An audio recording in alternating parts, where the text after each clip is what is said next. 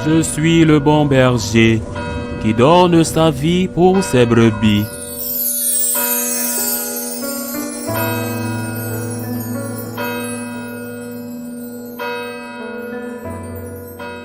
En ce temps-là, s'adressant aux pharisiens et aux scribes, Jésus disait cette parabole. Si l'un de vous a 100 brebis et qu'il en perd une, n'abandonne-t-il pas les 99 autres dans le désert pour aller chercher celle qui est perdue jusqu'à ce qu'il la retrouve? Quand il l'a retrouvée, il la prend sur ses épaules tout joyeux. Et de retour chez lui, il rassemble ses amis et les voisins pour leur dire « Réjouissez-vous avec moi, car j'ai retrouvé ma brebis, celle qui était perdue. Je vous le dis, c'est ainsi qu'il y aura de la joie dans le ciel pour un seul pécheur qui se convertit, plus que pour 99 justes qui n'ont pas besoin de conversion. »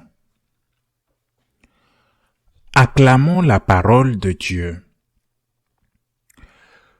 Aujourd'hui, nous célébrons la fête de la solennité du Sacré-Cœur de Jésus, un jour de joie extraordinaire. Demain, nous compléterons cette joie en célébrant la fête du cœur immaculé de Marie, lorsque notre Seigneur apparut à Sainte Marguerite Marie d'Alacoque, dans cette petite ville de Parémonial en France. Il le fit à un moment et dans un contexte de lutte intestine au sein de l'Église, comme il était normal. Mais cette fois-là, la lutte opposait une faction très rigoriste, les jansénistes, qui ne méprisaient pas la grâce, mais croyaient d'une certaine manière que le salut était le fruit de l'effort humain. Elles insistaient sur l'importance du sacrifice, de leur propre pénitence, d'un groupe de femmes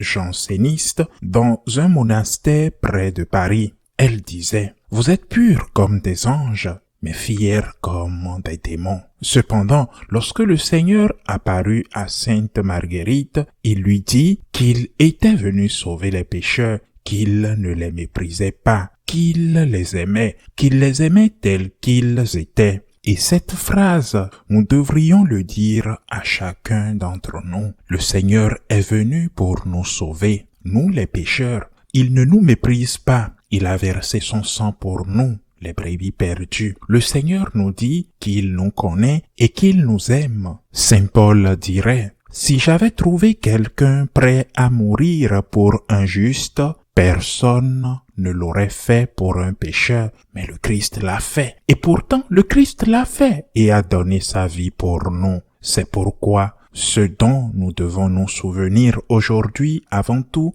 c'est de l'amour infini de Dieu. Ce cœur sacré et brûlant, transpercé par une flèche vive d'amour, ce cœur sacré qui s'est donné et continue de se donner dans chaque Eucharistie comme propiation pour nos péchés, comme pardon de nos péchés. Naturellement, les jansénistes ont réagi et continuent de réagir aujourd'hui. Et ils affirment à juste titre qu'un si grand amour de Dieu peut conduire à des abus. Combien de fois l'ai-je entendu? Et nous l'avons sûrement tous entendu, et peut-être certains d'entre nous l'ont-ils dit. Puisque Dieu aime, puisque Dieu me pardonne, je peux faire ce que je veux. Voilà la phrase. C'est comme si nous étions les enfants d'un père multimillionnaire et que nous pouvions nous retrouver dans n'importe quelle situation, dans n'importe quel pétrin,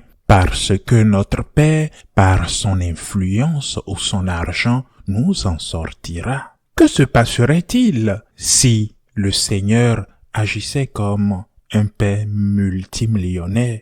Nous deviendrions des dégénérés. Autrement dit, l'amour de Dieu est risqué pour Dieu. Dieu court le risque que nous abusions de son amour. Et pourtant, il a choisi de prendre ce risque. Il court le risque que des personnes reçoivent la communion en état de péché mortel ou que des sacrilèges soient commis parce que quelqu'un vient profaner l'Eucharistie. Dieu a couru le risque, en se faisant homme, de ne pas être compris, accepté arrêté et finalement crucifié. Le Seigneur nous aime au point de prendre sans cesse tous les risques pour nous faire prendre conscience de notre attitude d'ingratitude envers son amour. Il a pris des risques pour nous faire prendre conscience de notre infidélité face à cet amour si grand, si merveilleux dont il nous fait grâce. La seule réponse à un tel amour est de lui rendre l'amour par l'amour, chers frères et sœurs, car il n'y a pas d'autre réponse qui convienne à un cœur à moitié digne que d'appliquer ce vieux dicton espagnol. L'amour se paie par l'amour. Saint Jean de la Croix disait, là où il n'y a pas d'amour, mais de l'amour, et tu trouveras de l'amour. Telle était la pédagogie de Jésus. Il n'y avait pas d'amour en nous, pécheurs. Il a mis de l'amour, et parfois il en trouve, certes. Par conséquent, première leçon, Dieu vous aime infiniment. Deuxièmement, n'abusez pas de la bonté de Dieu. Il ne mérite pas cela. Et au final, souviens-toi que ceux qui meurent en état de péché mortel ne sont pas sauvés. Je reviens à l'exemple du fils d'un père multimillionnaire. Au final, tu t'es mis dans de tels ennuis que même si ton père le voulait, il ne pourrait pas te sauver. Tu es tombé dans la drogue, par exemple, dans l'alcool. Tu t'es laissé prendre par des criminels, mais à la fin, quelqu'un te sauvera. Ne joue pas avec l'amour de Dieu. Rends-lui l'amour par l'amour. Répentez-vous devant le Sacré-Cœur. Troisième enseignement. Un enseignement très important. Un enseignement qui doit être replacé dans le contexte de la lutte contre le jansénisme, contre le rigorisme. Mais il ne s'applique pas seulement à ce contexte et à ce moment précis. Que répondons-nous lorsque nous invoquons le Sacré-Cœur?